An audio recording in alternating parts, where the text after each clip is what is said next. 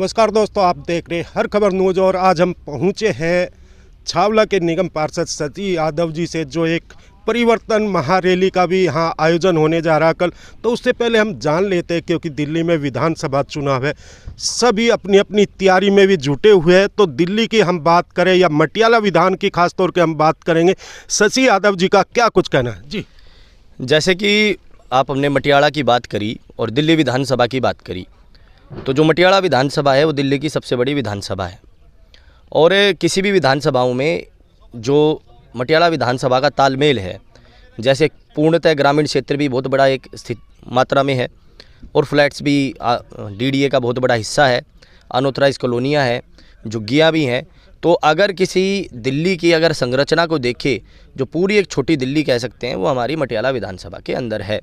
तो उस दिल्ली के अंदर यदि परिवर्तन करना है तो सबसे पहली यदि जीत अगर आप मटियाला की होगा, आपने देखा होगा कि दिल्ली में जब भारतीय जनता पार्टी की 6 महीने की जब हम बहुमत में थे और वो जो 6 महीने की सत्ता थी, उसके अंतर्गत चाहे सबसे ज़्यादा सीटें भाजपा की आई एक दल के रूप में, तो मटियाला की सीट हम जीते थे। तो अगर दोनों बार जब मटियाला विधानसभा हारी तो हम दिल्ली हारे थे। तो मटियाला विधानसभा दिल्ली की नब्ज़ को दर्शाता है। मटियाला की जीत दिल्ली की जीत होती है हमेशा। तो यदि परिवर्तन यात्रा जो हमने स्वप्न लिया है दिल्ली में भारतीय जनता पार्टी की सरकार को लाने का, उस स्वप्न को यदि पूरा करना है तो मटियाला विधानसभा से भारतीय जनता पार्टी की जीत हो, तो सबसे पहले दिल्ली में अगर परिवर्तन यात्रा हो रही है तो वो मटियाला विधानसभा में हो रही है। मटियाला विधानसभा की जीत सुनिश्चित है। 50,000 वोटों से ज़्यादा हम सुमेर शौकीन को हराएंगे और उसी के साथ दिल्ली में भी परिवर्तन होगा। शशि यादव जी, अगर मटियाला विधानसभा की बात करें, काफ़ी उम्मीदवार कह लो, काफ़ी लोग तैयारी कर रहे भारतीय जनता पार्टी से, उसमें आप भी एक हो।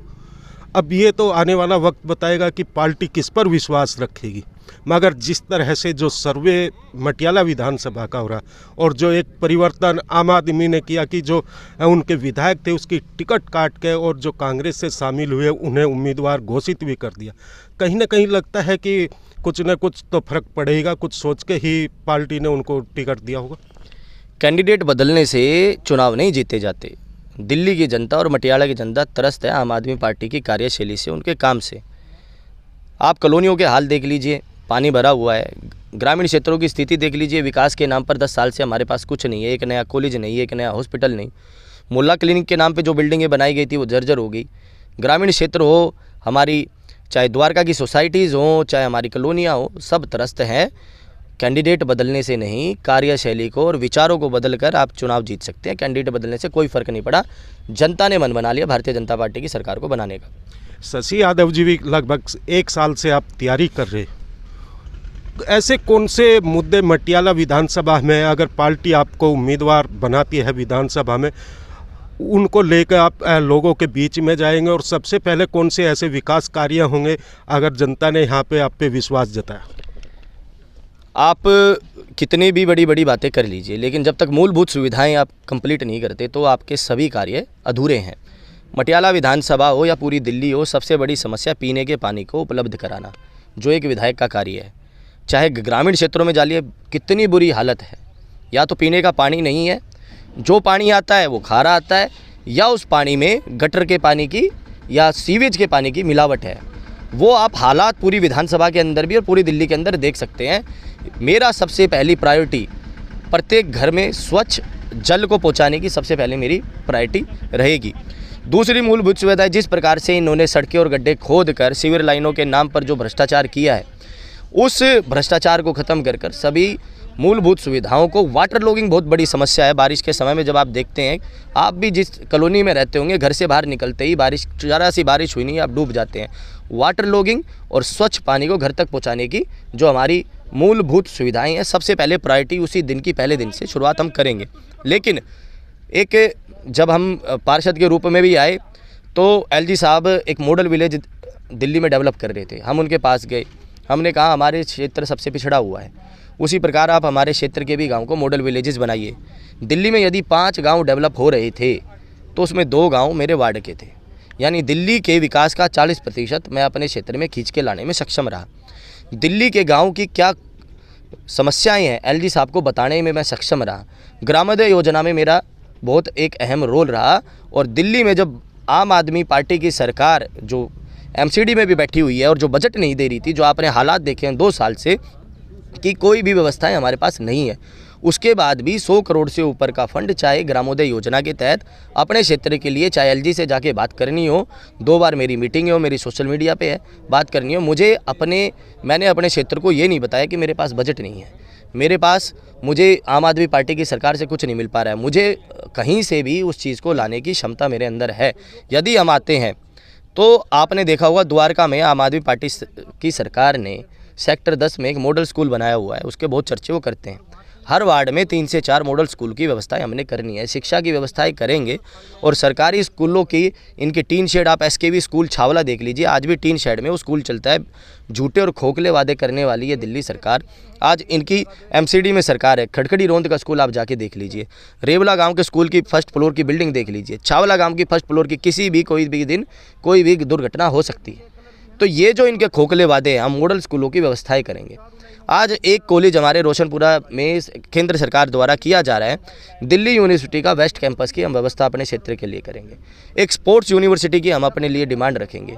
झटीकरा गांव में दिल्ली सरकार ने बहुत पहले कह दिया था कि हम एक हॉस्पिटल की व्यवस्था करेंगे, हम उसकी लड़ाई को लड़ेंगे। झटीकरा गाँव में उस हॉस्पिटल की व्यवस्था की लड़ाई को हम लड़ेंगे। अपने क्षेत्र के खड़खड़ी जटमल में स्टेडियम की बात चल रही है, खेड़ा डाबर में स्पोर्ट्स फैसिलिटीज़ की बात चल रही है, सभी गाँव में लाइब्रेरीज होनी चाहिए। तो अनेकों बहुत विचार हमारे अंदर हैं जिसको हम कर जो एक विधायक और दिल्ली सरकार ही कर सकती है। और केवल भारतीय जनता पार्टी की सरकार इसलिए कर सकती है कि आज ना हमारी स्टेट में सरकार है, ना आज हमारी एमसीडी में सरकार है, फिर भी इस क्षेत्र के लिए 100 करोड़ से ऊपर का बजट हम डायरेक्ट एलजी से ग्रामोदय योजना के तहत ले भी रहे हैं। ये उनकी मंशा को दर्शाता है। कहीं ना कहीं शशि जी, आपको नहीं लगता कि जिस तरह जो दिल्ली की जनता है 10 साल में फ्री के लालच में वो पार्टी लेके आ रही, और अब कभी शायद कुछ न कुछ फ्री के लालच में ना आ जाए जनता? हम इसको फ्री का लालच नहीं कहेंगे। जो हमारा मध्यम वर्ग है और जो हमारा निम्न वर्ग है उसकी आवश्यकताएं हैं। हमारी भी सरकार चाहती है कि अगर कोई 200 यूनिट फ्री की अगर आवश्यकता किसी को है, हम उसको 250 यूनिट फ्री दें। अगर उसके परिवार में विकास आता है उससे, जो उन्होंने कहा हम, लेकिन उनका जो प्रोसेस था वो लूट का प्रोसेस था। जो उन्होंने फ्री दिया वो सरकारी खजाने से दिया। हमारे विजय गोयल जी जब अध्यक्ष होते थे तो उन्होंने बताया था हम बिजली के जो चार्ज है, बिजली का जो रेट है उसको आधा कर हम कंपटीशन को घटाकर हम हर घर में लाभ पहुंचा सकते हैं। आज इन्होंने जो किसानों, हम किसानी वाले क्षेत्र में बैठे हैं, एक फिक्स चार्ज ट्यूबवेल का इन्होंने लगा रखा है। फ्री का कैसे इन्होंने बिना बात का वादा किया हुआ है। आप चाहे ट्यूबवेल चलाए या ना चलाए, एक किसान 30 से 40 हज़ार रुपये हर साल उस बंद ट्यूबवेल का भी फिक्स चार्ज के रूप में देता है। यदि किसी ने दुकान अपनी बना रखी है, कोई हमारे यहाँ शोरूम तो बने हुए नहीं, किसी ने अपने घर के नीचे छोटी सी एक दुकान बनाई हुई है, उसका दुकान का भी एक फ़िक्स चार्ज है। फिर 200 यूनिट की बात आई तो हम ये कहते हैं कि जब हमारी सरकार आएगी, जो जन हितकारी योजनाएं अरविंद केजरीवाल की सरकार ने लागू की है, आतिशी जी ने लागू किया, हम उसको बंद नहीं करेंगे बल्कि हम उसको चालू रखेंगे। कभी भी जन हितकारी योजनाएं हम उनको चालू रखते हुए उनको और क्या लाभ पहुंचा सकते हैं, उस लाभ की हम बात करेंगे। ये नहीं करेंगे कि अगर सड़कों का बजट है उसको काट दिया जाए, वृद्धा पेंशन है उसको काट दिया जाए, विधवा पेंशन है और उसको काट दिया जाए और उसका लाभ कहीं और दिया। हम हर योजनाओं को चालू रखेंगे और साथ में और भी लाभ जो जनता को पहुंचाया जा सके, जिससे हर घर में समृद्धि आ सके, उसके लिए हम लड़ाई लड़ेंगे। जी, कल आपका एक आयोजन होने जा रहा है, उसको लेके मटियाला विधानसभा की बात करें या दिल्ली की बात करें, क्या संदेश आपकी तरफ से होगा? कल के आयोजन की आप तैयारियां देख सकते हैं। पूरी दिल्ली में बड़ा जोश है क्योंकि ये परिवर्तन का समय है। पूरी दिल्ली में खुद सेल्फ इनिशिएटिव लेके होल्डिंग, पोस्टर, यूनिपोल सभी लोग लगा रहे हैं, चीज़ें कर रहे हैं ये। और आप इसकी टाइमिंग देखिए, आम आदमी पार्टी का कैंडिडेट डिक्लेयर हो चुका है और परिवर्तन रैली भी मटियाला से शुरू हो रही है। तो बहुत जोश है। पूरी विधानसभा से 10,000 की संख्या में लगभग लोगों की व्यवस्थाएं हैं, आ रहे हैं, यानी 10,000 परिवार हमारे साथ आकर उस परिवर्तन का एक हिस्सा बनने की खुद लालयता से आ रहे हैं। तो एक बहुत बड़े बदलाव का संकेत आज महाराष्ट्र चुनाव के रिजल्ट के बाद और कल की होने वाली परिवर्तन रैली के बाद जो आप एक शंखनाद देखेंगे, उससे बहुत बड़ा मैसेज पूरी दिल्ली के अंदर जाएगा। जय हिंद, जय भारत, वंदे मातरम। तो ये थे हमारे साथ शशि यादव जी। इन्होंने मटियाला विधानसभा की भी बात की, दिल्ली की भी बात की और बता कि अगर पार्टी इस बार इनको मौका देती है तो कौन से विकास मटियाला विधानसभा में सबसे पहले किए जाएंगे, कौन सी कमियां हैं वे सारी गिनवाई। अब देखने वाली बात होगी कि पार्टी आखिर किसको मौका देती है इन विधानसभा चुनाव में बीजेपी की तरफ से। और कल की जो परिवर्तन रैली यहाँ पे होने जा रही, उसके लिए भी एक संदेश दिया गया शशि यादव की तरफ से कि ज़्यादा से ज़्यादा लोग इसमें जुड़े और इसका सहयोग करें। हर खबर से आज़ाद तौर पर।